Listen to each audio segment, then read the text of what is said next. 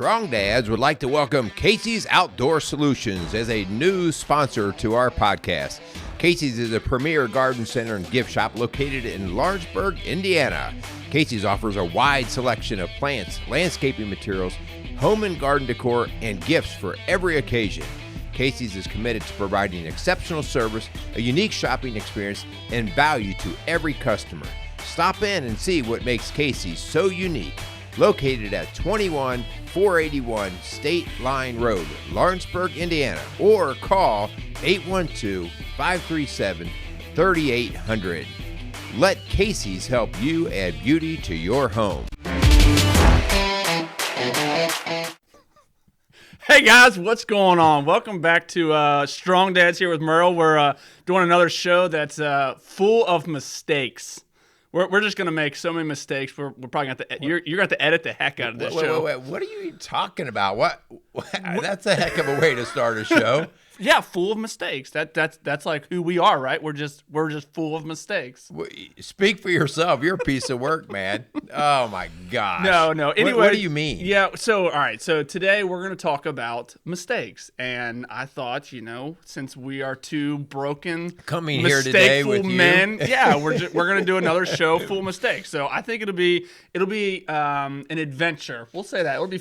But we're gonna talk about mistakes, making mistakes, dealing with mistakes. Man, I'll tell you what, this is an appropriate timing. Yes, it is. There are mistakes everywhere right now, isn't it? Everywhere.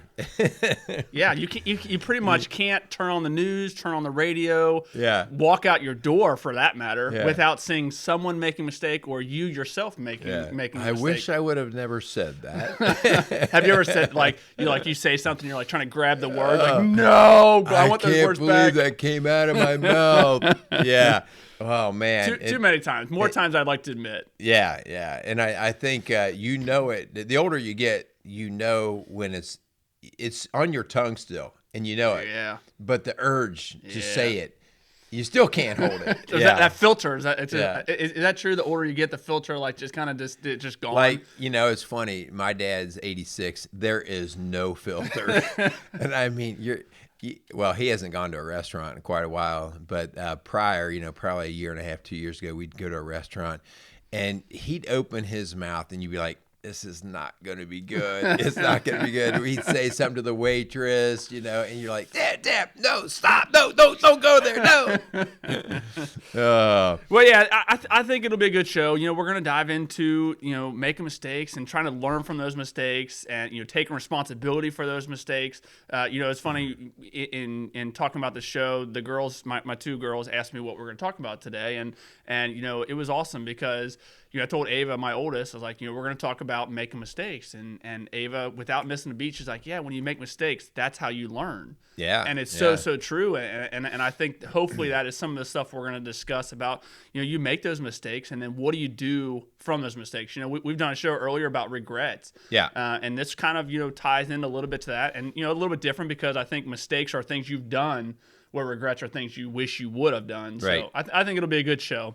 So, and part of the reason why I think we really want to go down the road of this topic today is because our culture has become very adverse to the admission of mistake. Yeah. And so you and I have talked about this before we started recording, how because we can't see any room for improvement in who we are because we don't make mistakes, we look at anybody who doesn't do it like we do, and we kind of ostracize them or we ostracize ourselves from them. And as a result, we are very, very polarized in our country. Yeah. We have two sides, and it's really a dangerous place. It's dangerous because in order to do life together, you got to mingle. You got to get together. You got to problem solve together. And we are becoming less and less able to problem solve as a culture because people can't admit their mistakes. Yeah. And again, this is not always about right and wrong. This is about, when you make a mistake, you got to just own it so that you can go to something bigger down the road. You can go to the next project or the next problem that needs to be solved. And so which we're is so stalemated. Yeah, which is so true. I mean, we talk all the time about building up the next generation, and part of dealing with mistakes is we have to teach our kids how to deal with their mistakes. Right. And you know, because our kids are they're gonna emulate what we do, and if we constantly are pointing the finger, oh, it's their fault, and not taking that ownership, our kids are gonna follow suit, and then we're gonna bring up another generation of people that are not taking responsibility for their own personal mistakes. So Yeah, I think that's a good point. And so today's show is going to be talking a little bit about us making mistakes, but also a bigger part of this is going to be about how we parent, because we can work on ourselves, but more than that, we can actually help the next generation. Yeah. And so that's always part of the work here at Strong Dads. Oh, it's true confession time right now, Merle. You gotta. What do you in order, we gotta draw, and we gotta throw the lure out there. We gotta draw on our audience and let them know that we have confessions. So what would you say is one of your biggest mistakes in your long life that you have made?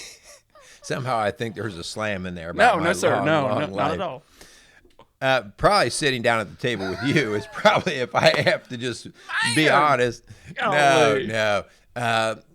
Yeah, I mean, the list is so long, and probably, you know, they're by the millions when you just talk about little daily things. Yeah. But one of them that sits into my crawl about how I went about a project I was doing. I think on a show before I've talked about a project I did where we had this swimming pool. It was an indoor swimming pool in our house. And I was pretty excited. And it was going to be a whole home remake. And I had to kind of do a lot of work to it. But there was I had an idea about we were going to take the existing pool room apart, basically, and rebuild it with a glass ceiling. Yeah. Okay. So it was kind of a neat idea. But I knew that I had limitations. Like, I did not really want to be the guy who installed the glass on the ceiling and that kind of thing. And so I met a local company in Cincinnati. I won't even say the company because it didn't go well. Met a local company guy. We sat down. He told me everything I wanted to hear. We arrived at the money figure. And he just made me feel really good. Like, yeah, I can do this. And so basically we said, let's do it. And here was my mistake. We did it on a handshake. Mm. And that whole thing just blew up in our face. Right. Everything that was promised. Finally, after a year, which was supposed to take about 6 weeks. Wow. But after a year of legal issues, of attorney talk, of threats, it just was so ugly. And it was my mistake. It was my mistake that I just didn't have it pinned down. And I'm one who probably is naive in the sense of accepting people's word for their word. Yeah. And not that I was perfect in a situation, because I think that the longer it went, the more angry I got, and the more probably just bitter and nasty I got. And so I was not doing a very good job of revealing that I was a Christian, even though at the time I was a Christian. And that was a lot of my prayer. Like, man, I got to handle this better. I've got to talk to this guy better. I've got to do better things. And that was another time too, where my buddies were saying, you just need to do this, this, and this. And then my Christian sort of teaching was, no, you need to do this. And they were oftentimes in direct conflict. So that was a mistake. That was the house that Linda did not want to buy, right? And that was like, I got you, Linda. I got you. Give me a little salt for the wound, because Linda wasn't too excited about the whole thing to begin with. So it was like, as I'm in the middle of a mistake, she's kind of just looking back, from a yard or two behind me, going, so. You got us in a good one here, didn't you, honey? But we lived to tell about it. That's good. I like it. How about you? Wait, I'm not free and clear of this. No, one? You are not leaving me hanging like this. How about you? Oh man, don't even tell me you're mistake free. That's what I was gonna say. Similar to you, Merle, I start thinking about, golly, what are some of the biggest mistakes I've made? And just like you were saying, man, there's so many. One of the things that I've talked a little bit about on this show, about me going to paramedic school. And a typical paramedic program is supposed to last anywhere from 6 months to a year and a half, depending on where you go and the how in depth they get it.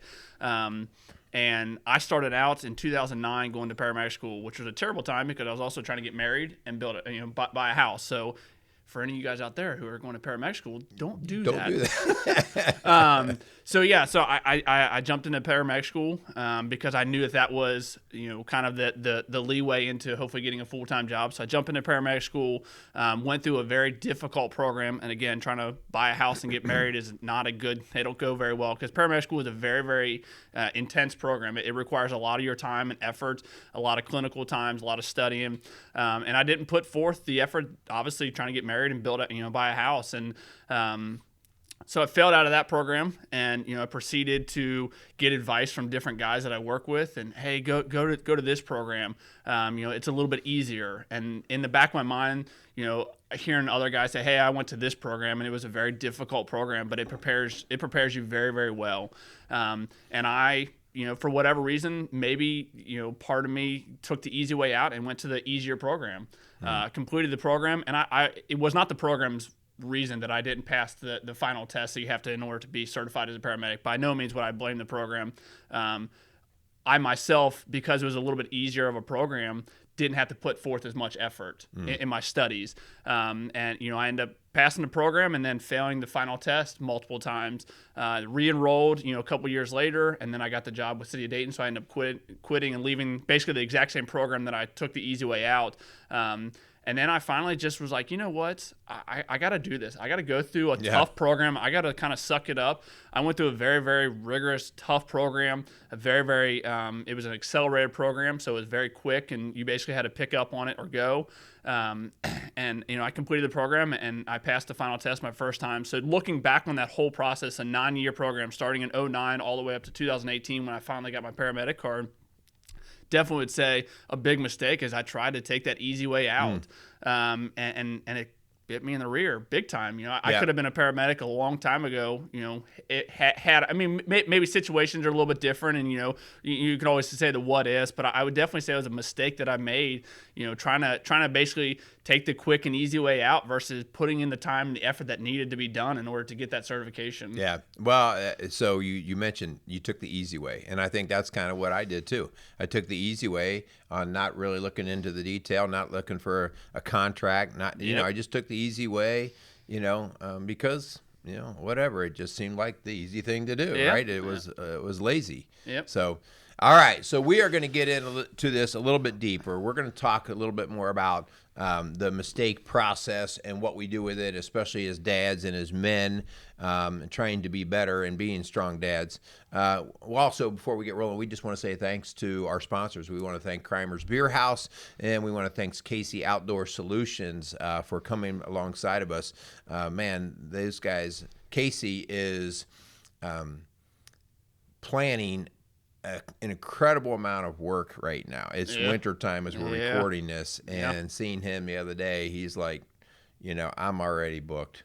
Like, it's crazy. So for any of your needs for those kinds of things, please reach out to Casey's at Casey's Outdoor Solutions, or if you just want a good meal, get them pork chops. I'm telling you, people. Go to Crimer's or check out that Crimer urinal. Man, that's like no one's business. Yes, it is. That's right. If you don't know what I'm talking about, you got to go to Crimer's. You got to go. I need to go to the restroom and check out the urinal in the men's restroom at Crimer's. It's pretty cool. Yep, that's cool. All right, so let's get this rolling. And some of this starts from some of the things that we said at the beginning. Now more than ever in our lifetime, we just see a culture that is full of blame. It's a blame culture. And blame is just that whole idea that I don't want to take responsibility. Yeah. I don't want to do it. I mean, it means it's a burden on me. It makes me look bad. I want to keep a nice cleany face and act like I got it all together, right? And the problem with it is we have seen the destruction of it in all areas of our life. Blame culture in our marriages. When Linda and we work with couples all the time. They come in, and seldom do you get a couple that comes together and they're like, we've both messed up. Yeah. You know, they might make that phrase, but also once they start talking, you realize, no, he really doesn't believe he's messed up yet. He's still blaming, or she's still blaming. And so marriages, political parties, man, are we in a fight right now or what, huh? Wow. Yeah, I mean, you ain't kidding. I mean, and what would that do? What would that look like? Because, I say what would it look like because I don't know, because it's not happened. What would it truly look like if we, as different political parties, different, obviously male, female, husband and wife, what would it look like to actually see people taking responsibility?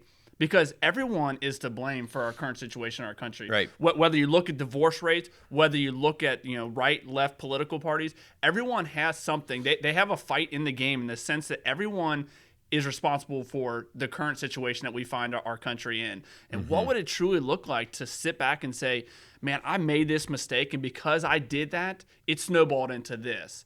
And that argument that you and I had, I played a part in it. I've heard, in Rockstar Family, you and Linda talk, and Linda made the point that even if you have 2% of the overall reason why that fight happened, man, just take responsibility for it, because that eating that little piece of humble pie may be the difference in a divorce versus, staying together and fighting for your marriage. Man, if you take responsibility, if you find yourself on the right or the left side, Republican, Democrat, if you take a little bit of responsibility for what is currently going on in our country, just eat a little humble pie. Like, I've played a part in this, whether it be the words that I speak or the actions that I take, how I perceive the other party. Man, if you take responsibility for that, I'm not saying it's going to be the end-all, be-all solution, but man, it would sure help if more people would realize that you do play a part in the mistakes that are going on right now in our country. You absolutely 100%, because we talked at the very beginning of the show of bringing up the next generation. I'll be the first to admit, my generation, as the millennials, man, when are we going to start taking responsibility for our own actions? And then the flip side of that is your generation raised our generation, so it's been a generation. Oh, so now you're going to blame it on us, right? Typical millennial thing to do, right? But like, we have to take that step back and be like, all right, I'm not free and clear in the mistakes going on right now. I have played a part in this. So. Yeah. Well, if you look at the nature, we kind of joke in our family, because when the Bush administration was finished and the Obama administration came in, is all you ever heard was, well, everything that was bad was because of the Bush administration. And so the Obama administration constantly blamed the Bush administration. Yep. Well, this is why we're in the financial problems, and this is why we're here and here and here. And then you had your 8 years of Obama, and then you came in and you had the Trump administration. And the Trump backers did the exact same thing. Well, the reason why we have all these problems is because the Obama administration, And so the problem with it is it's constantly a blame game, meaning that I can't take responsibility for it because it was in your charge. And really, that is so self-defeating. That's what we talk about when we're working with a couple in marriage.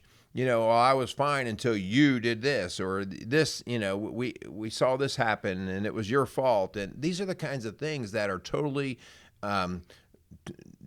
taking the power away from our ability to make the change. And so this conversation is really about all of us. It's about asking us, what do I need to do so that I don't point the finger at somebody else and I start to own what I can own, like you just said, that even if it's 2%.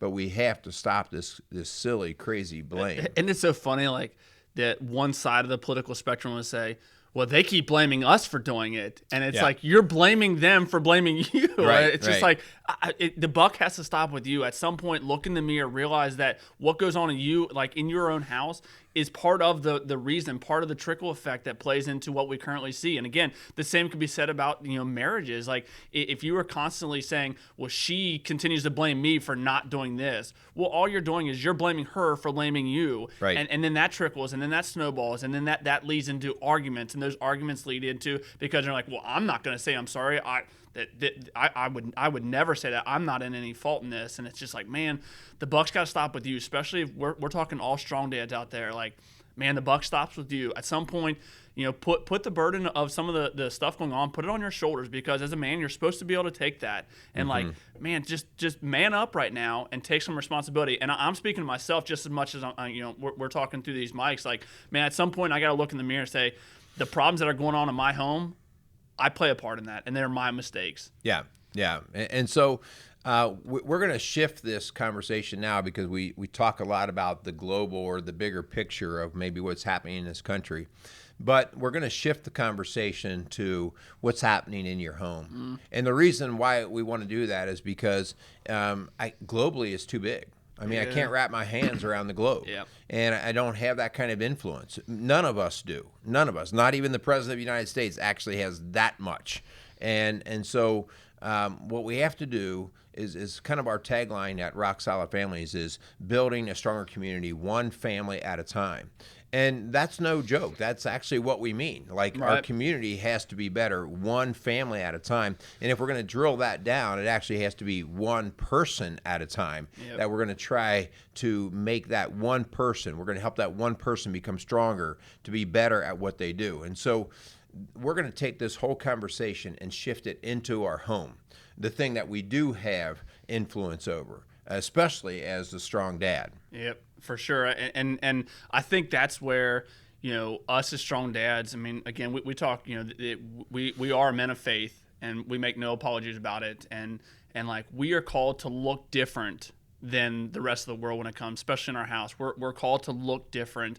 And I think that's where, as a strong dad, we're called to be the leaders of our home and lead our family in this way. So when you do make a mistake and it is in front of your kids, man, it's a great message to own it. Like, I screwed up here, girls. I tell my girls, like, I messed up, and I expect the same, like, when Jenny and I are in an argument, like, I messed up. Like, she should expect that from me.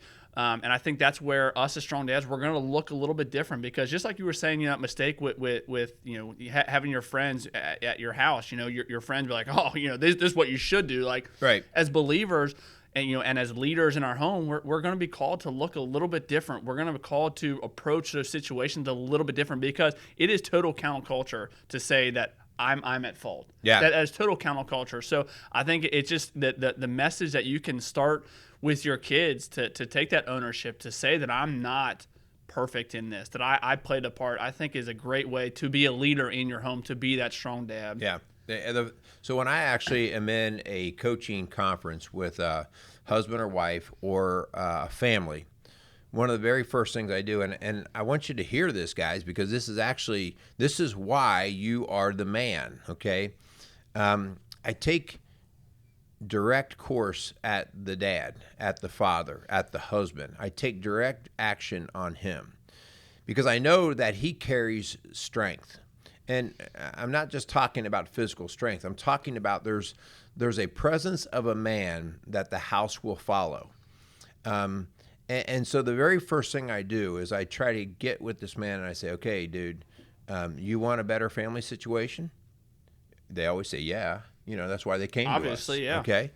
And so the very first thing I do is I talk to him about what he needs to do. Not the kids. We want the kids to change, right? They're a pain in the butt, right? Yeah. But no, the kids are not our go-to work right now. Yeah. The very first thing I do is I go after the dad, because I have to get him to lead through the example of recognizing that there is a wrong. That's a mistake. There's a wrong. So I have to get the words to come out of his mouth that there is something wrong. And so sometimes that is a tough pill to swallow. Yeah. But again, they came to me from the idea that they're seeking help and they're being coached. And so I go right after the guy and I go, okay, so where have you screwed up? Yeah. What has gone on? And through conversation, you can kind of help clean that up and get that into a little bit better picture of, okay, if I had to pinpoint, I'd say this is where I've been messing up. All right. Once I get the guy to do that, the very first thing that I want him to do next is I want him to apologize to his wife. All right. And I'm talking to you guys. I need you to own that, and I need you to apologize to your wife. This does not mean your wife didn't do anything wrong. That's not the point at all. This is about maturity, and it's about your being the man of the house. And so apologizing to your wife for your part in doing this. 9 times out of 10, that is so moving to a wife. Yeah. When she sees her husband genuinely and authentically apologizing for the state of affairs that's in the house, whatever it is, typically, especially if it's a well-intended lady who's like, man, I want the best for her home, she melts.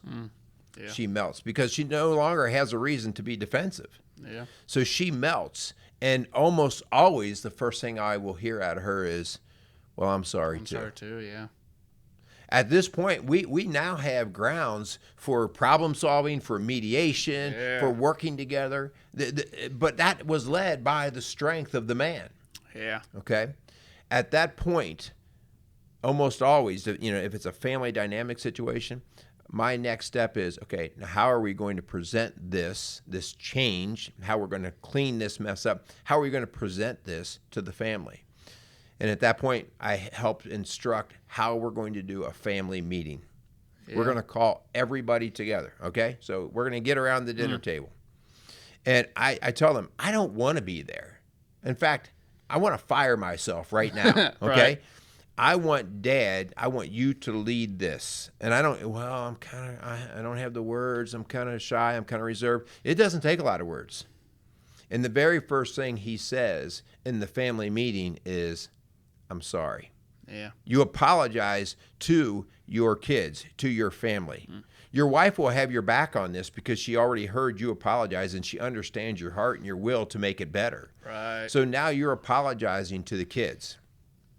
Once you've done that and you've laid it out there, your kids will see a different version of you, one that's willing to work, one that's willing to own the responsibility. When you're done with this, now you start working together as a family to work the plan. And the plan comes with you as the dad carrying the burden of the load. If you said, well, man, I'm sorry for the situation, and then you look at your kids and say, but you need to start doing this, and you need to start doing this, and you need to do this, you lost all credibility. You're the leader. The leader carries the load. Mm-hmm. And so at that point, you make your apology, you bring your team on, and then you start saying, here's what I'm going to start to do differently, and here's where I need your help. You're asking the kids and your wife for their help, but here's what I'm going to do. You're showing them that you're going to be an active leader in this situation. That's powerful stuff. Oh yeah, those sessions, man, whoo, those are emotion can go. I bet, and what a great message.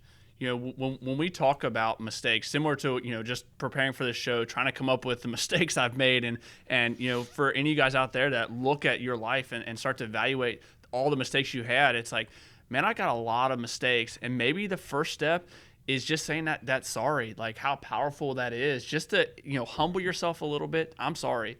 Like, I messed up. I know in Rock Solid Families, your guys' last show you did, the last podcast show, you talked about praying with your wife and the power that brings. Like, man, bring God along bring him along for this ride, because it is going to be a ride. It's going to be an emotional ride, and like bring God into those pictures. Like what, I know you guys were talking on the show about, praying, with your wife and apologizing, in front of God about the mistakes you made and what that can do for the marriage, how that can really bring things together. Because, just like you were saying, man, when you apologize to your wife, like you said, a goodwill intentioned woman is going to be like, she's all over it. Yeah, I played a part in it too. I'm sorry Yeah. for the mistakes that I brought, in order, because, some of my mistakes caused you to make those mistakes. So, I would say, definitely kind of, as we kind of progress through the show and build on it and kind of have some good takeaways. And again, I'm speaking to myself. Trust me, guys, I'm speaking to myself when I say this. And me too, right? Yeah. I mean, I have to bring myself around the table sometimes and talk to me. And just doing those family meetings, something that Jenny and I, we really haven't done, sitting around. We're trying to be more intentional, like at dinner time, like this is our time to be with our family, like put it all out there, because there shouldn't be any secrets amongst your family for those mistakes. Like, man, just own them, own those mistakes, take responsibility, and learn from them. Just like Ava told me, the mistakes are you make mistakes and then you learn from them, and that's the biggest thing, because if you constantly make the same mistakes, right, it's going to be really hard to constantly go back to your kids like, I'm sorry I did this again, and then 2 days later, I'm sorry I did this again, and I fall into that because when I get home from work, I'm beat tired. And sometimes I snap my girls real quick, and I'm like, I'm so sorry I did that. And then 3 days later, I get off work, and I'm like, I did it again, girls. I'm so sorry. So it's just trying to break that cycle, because we don't want to raise a kid. I don't want to raise my girls up to be another generation of people that are constantly like, I'll make this mistake, I'll say I'm sorry, and then 3 days later I'll do it again. So I refer to that as, are you, that's a phrase we use around our house, are you coachable, right? Oh, man. And coachable means that you can look at a mistake that you made. You can look at the game film. You can go back and you go, oh, yeah, this is what I was doing wrong. Okay, so are you coachable? And I've come in my work that I do with families, when I recognize that a person's not coachable, I refer to them as a dead ender. They're a dead ender. They're in a dead end. They're not going to go anywhere. If you're a dead ender, it means you are where you are for a reason, and you're not going anywhere. Okay? So part of it is recognizing if you are the dead ender. If you're a dead ender, you're not coachable. Okay? I used to coach basketball, and those were the worst kids to have on your team, because I'll take a team that has mediocre players, but all of them are wanting to get better and willing to learn.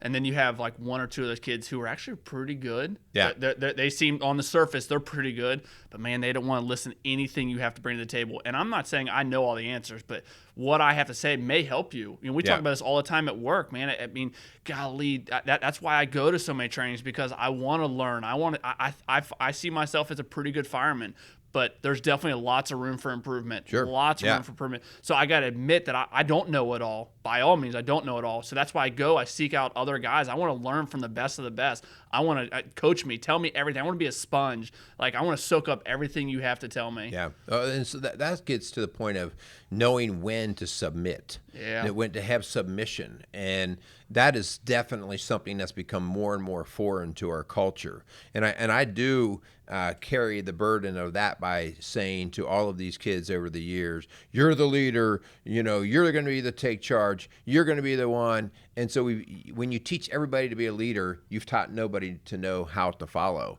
because follow takes submission, and there's a time for all of us to follow. And I think coming back into the Christian faith and learning more and more about our faith, this is a good time to tail into this, because submission is actually what we are called to do. We're not called to lead. We're called to submit. The very first thing that you should be doing is you should be following.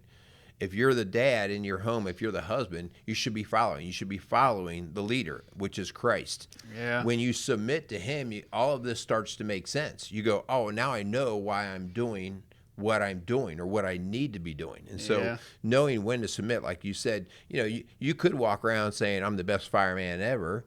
All right, well, fine, but you're a dead ender then. Yeah. You're a dead ender if you're not going to go to a training or listen for better or tweak what you're doing, okay?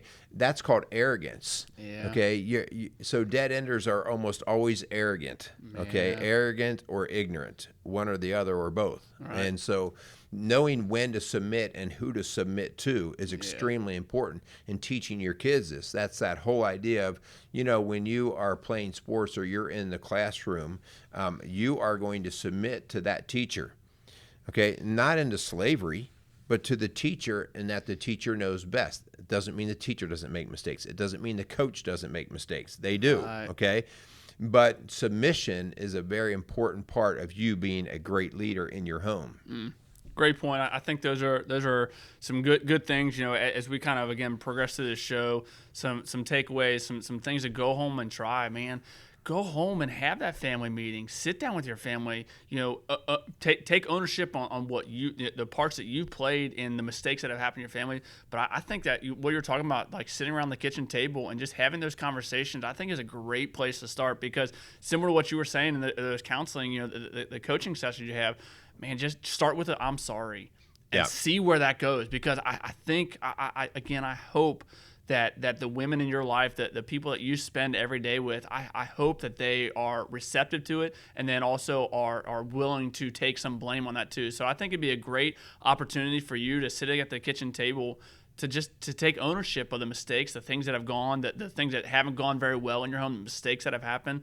Like, just go home and own those. Yeah. So that is the challenge. Yeah. Right. The challenge for this week is for you to look in the mirror and open up your mouth and put that big piece of humble pie, right in there, and do it in a way to say, I need to do this to be better, to be coachable, to be a good husband and father, to stop the division among parties and among workmates and among my neighbors, to stop all that. And so we start behaving like this in our home so that we know how to do it when we get out of our home and we go to these other places. And that's the practice. That's why we do this, all right?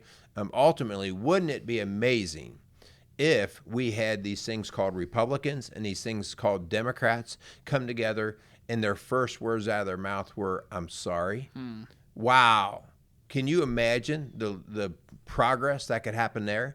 I know, like, I might be in some strange fog right now. La La Land out there. But what I'm saying is, it is possible, and not only is it possible, we're called to do it. You're a Christian; you are called to do that. Okay, and that does not mean roll over, and by no means. And if you took that message is, well, I'm supposed to go home and just roll over and let people walk on me, you got the wrong message. Yeah. No, you're supposed to stand up and be strong and work towards solution. And the way we do that is we come together and we give the platform of acceptance of coming together. Like, okay, I'm going to listen to my wife. I'm going to listen to my kids. I'm going to admit my wrongdoing, and I become coachable. Well, and I think that's where, if we as men, as strong dads, we're called to, mimic the life of Jesus. Like, Jesus was a servant leader. Yeah. He served others. It's a huge reason why I follow him. Absolutely. Because it's so different than all of the other arrogant leaders. Yeah, I mean, we're called to look different, man. Just like you were saying, like, go to the person that you're having an argument with on stupid Facebook and, like, serve them in a way that puts you in a leadership. Like, you are called to be a leader. Serve them. I mean, Jesus washed the feet of his disciples. Like, at the time, that was considered the lowest of the low position. Right. But he did that. He knew that was how he was going to lead those people, showing the example. And I think, man, if we can start to do that, again, starting in your home, and then, yes, it progresses into your community, and then hopes into the country. If we have Republicans and Democrats can set their ego aside and serve the other party, whew. Whoa, you love my Mars, don't you? All right, so hey, we hope our show was helpful. Hopefully it gets you thinking. That's what the challenge is about. You will be better, your wife will be better, your kids will be better when you start to think more about how God and Christ gave us the model to work from, and that's all we're trying to talk about here, okay? So if we can help you in any way at Rock Solid Families, please give us a call at 812-576-7625. Also, our new web page is up and running and looking pretty good, so you can reach us at rocksolidfamilies.org. Do us a favor and please subscribe to the YouTube channel that you're watching right now. We have 3 of them, right? 3 YouTube channels out there? Yeah, we have Rock Solid Families, Rock Solid Radio, and Strong Dads, okay? So subscribe to those. Please give us a 5-star rating. This is, again, not about ego busting. This is about trying to get the word, get the message, and that's how we do that. Yep, for sure. You got anything great to say? Huh? You got anything great to say? Or you? I was going to say thanks again for Casey's Outdoor Solutions. Oh, yeah. And Crimer's Beer House. We really appreciate you guys for believing in the mission that we believe in here and coming alongside of us. And we really appreciate you guys. Go out there and be some strong dads. You know what? It's your turn. Oh, it's my turn? Don't break anything. I'm thinking about, like, if I go this way, I'm going to hit that. You hit my laptop, I'm smoking you. I will blame you for that. Bro, you nailed it. Bam!